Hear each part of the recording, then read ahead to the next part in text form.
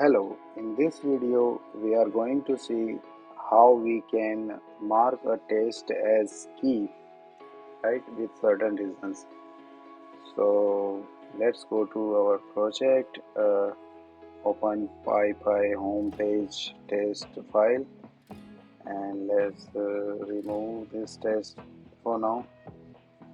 And now we have two tests, one is sanity and one is regression. So we want to skip this test mark dot pytest dot mark dot skip, and in that we can pass reason why we had marked this test as failure. For example, reason is test is not yet complete. The reason could be anything that you want to place there.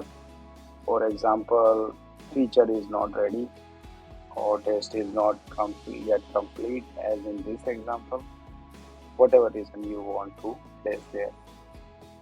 So let's run the test using nRoBo command and test started running, and it will run only this test, first one, and skip the test that we marked as skip, and open the report, and here we can see it has only run one test and one test is skipped, and right here we can see the reason as well in the report. That's it. Thank you.